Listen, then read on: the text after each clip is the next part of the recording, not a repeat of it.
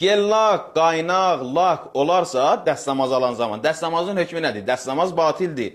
Yod, zilonka, xınanın rəngi dəstəmazı batil edir, xeyr etmir. Corabın üzərindən məhz çəkmək olar, xeyr olmaz. Ayaqqabının üzərindən məhz çəkmək olar, xeyr olmaz.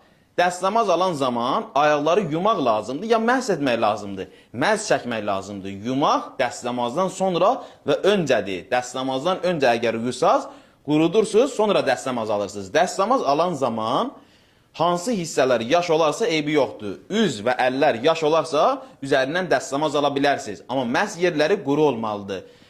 Dəstəmaz alan zaman, məsələn, əl və üzü yuyanda yalnız yuxarıdan aşağı çəkməlisiniz. Baxın, yuxarıdan aşağı, aşağıdan yuxarı olmaz. Dəstəmazın niyyəti necədir? Məsələn, sübh azanı üçün dəstəmaz alırsınız. Siz dəstəmaz alıram qurbətən illallah. Onunla zöhr namazını da qıla bilərsiniz, başqa əməlləri də eləyə bilərsiniz.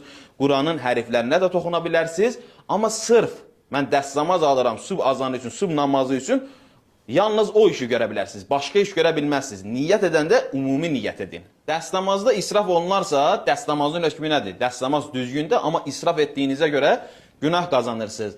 Uşağı yumaq, məsələn, burundan, əldən qanın çıxması dəstəmazı batil edir, xeyr etmir. Dəstəmazınız düzgündür. Ağzın, burnun içini yumaq vacibdir, xeyr, müstəhəbdir, savabdır. Mənim əllərim təmizdir, təzə yumuşam. Dəstəmaz alanda yenidən yumağa ehtiyac var, xeyr, ehtiyac yoxdur. Elə birbaşa suyu töküb dəstəmaz ala bilərsiniz. Əlləri yumaq hardan hara nəzərdə tutulur? Baxın, dirsəkdən, buradan yuyursunuz ta barmaqlara qədər.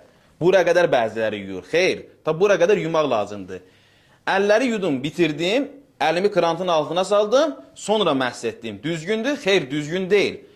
Əlinizdə olan su ki var, dəstəmaz suyu, onunla məhz etməlisiniz. Dəstəmazım var, yenidən dəstəmaz almaq istəyirəm. Olar? Bəli, olar. Dəstəmaz üzərində dəstəmaz almaq nur deməkdir. Savabı, bərəkəti çoxdur.